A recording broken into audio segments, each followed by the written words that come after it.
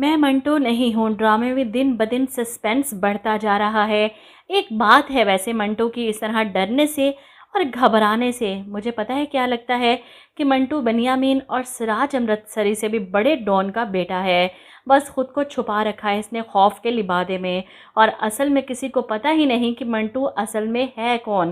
खैर फ़िलहाल तो मंटू का डरना मुझे समझ नहीं आ रही, इतना घबराना, वो भी एक प्रोफेसर होते हुए।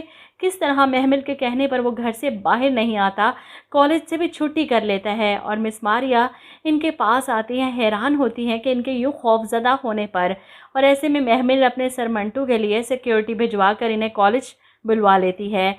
अब कॉलेज में भी सर मंटू के स्टूडेंट्स इन पर हंसते हैं, मजाक उड़ाते हैं कि सर मंटू डर चुके हैं बिनियामीन के बेटे से।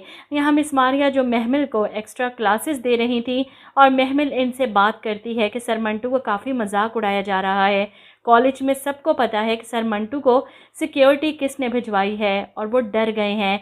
ऐसे में जब सर मंटू घर वापस जाते हैं तो मिस मारिया फ़ोन पर इनसे बात करते हुए कहती हैं कि आज कॉलेज में जो स्टूडेंट्स बातें कर रहे थे, ये सुनकर काफ़ी बुरा लगा। मैं समझती थी कि आप लड़ना नहीं चाहते, लेकिन मैं ये नहीं जानती थी कि आप लड़ ही नहीं सकते।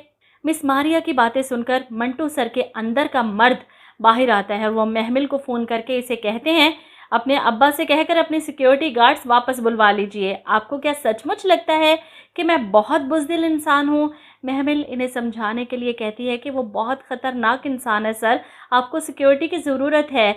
लेकिन मंटू तो इसकी एक बात नहीं सुनते। अपने घर में मैं अकेला रहता हूँ, ना कोई मुलाजिम है और ना कोई गार्ड, तो फिर कैसे मैं डरपोक हो सकता हूँ?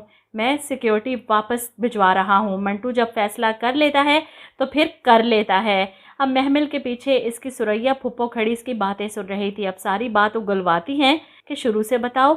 महमिल इन्हें सब बताती है तो वो हंसते हुए कहती हैं, मर्द डरपोक निकले तो रोना आता है, और देखो मैं तो हंस रही हूँ।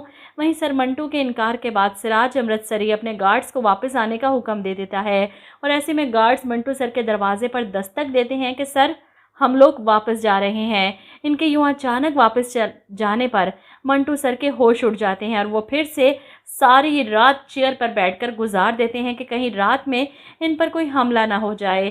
खैर मिस मारिया को दिखाने के लिए अगले दिन वो बड़े हौसले के साथ तैयार होते हैं और कॉलेज के लिए निकलते हैं। छुट्टी कर नहीं सकते क्योंकि फिर मजाक उड़ाएंगे इनके स्टूडेंट्स।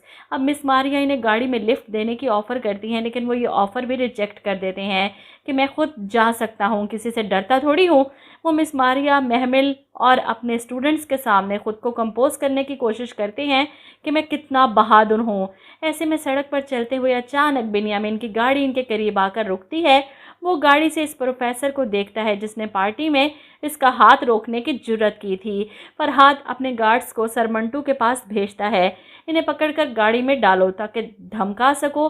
और सर मंटू जिस तरह गाड़ी के अंदर बैठे फरहाद बिन्यामीन को देखते हैं तो इनके चेहरे का रंग फीका पड़ जाता है। इन्हें लगता है अभी ये लोग इन्हें यहाँ पर गोली मारकर चले जाएंगे।